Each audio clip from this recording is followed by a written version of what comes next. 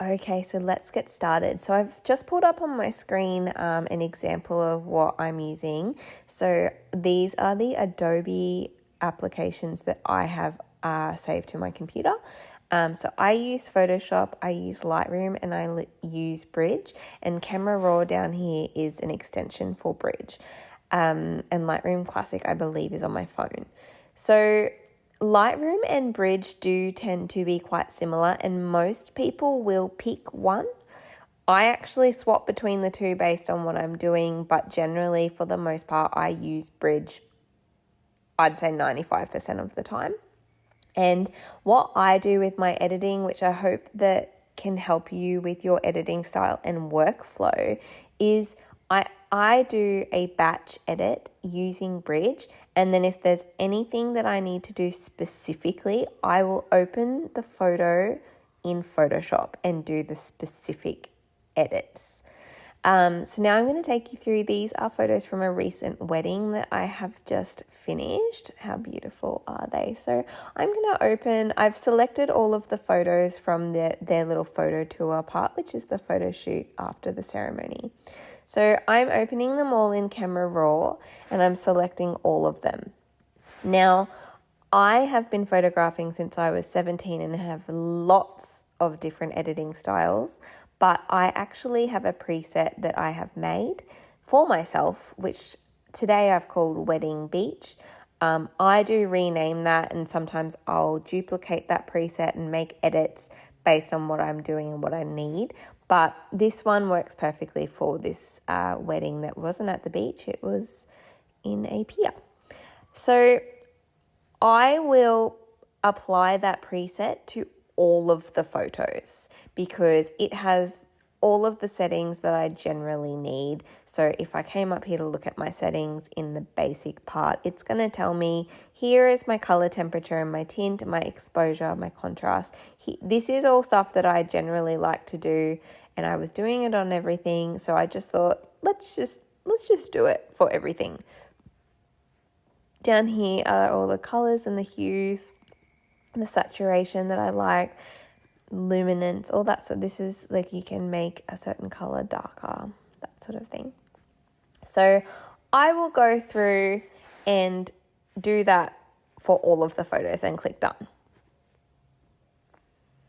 The next part of what I like to do is I try to group the photos into the different lighting situation. So for example, up here, we have the bridesmaids.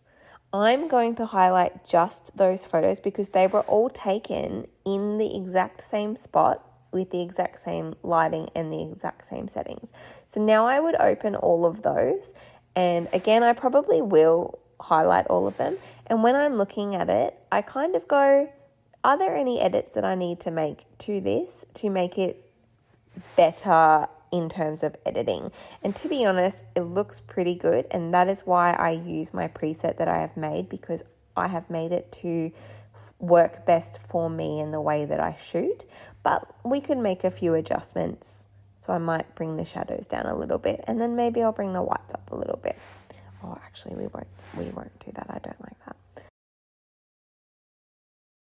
So I'm making adjustments to all of the photos that have been taken with the same settings. And then I click done, and that will save for that lot. And then if I scroll down here, these ones maybe I feel like are a little bit too yellow on the skin. So I will highlight those, bring them up. Such a beautiful couple. I'm highlighting all of them. So there are a few ways that you can change your editing in terms of color temperature and skin and stuff. I like to use the color temperature just to see what happens. If I bring that down too much, it will make the whole photo blue. And I have found that people generally prefer warmer images. So I feel like that's a little bit better. So what I'm also going to do is I can go down to the color mixer, go to my luminance. And if I wanted to, I could make the yellow a little bit darker, the orange is a little bit darker, so that their skin is still with that warm tone, but not the whole image. So you can, with this and using Bridge and Lightroom, you can do batch edits. So the beauty of that is that If you're taking the photo and it looks pretty close to perfect, you might not need to do a lot of actual individual editing after, which is, I'm going to say, the goal. I think that's pretty important. So because that's what I try to do, I would say that these photos are generally done. I might go in and do a little bit of editing on their faces or, something like that. But for the most part, I'd say they're pretty done and that they're pretty close to being released to the client. So this is pretty much how I edit my photos. So go through, I'll do batch edits from different groupings.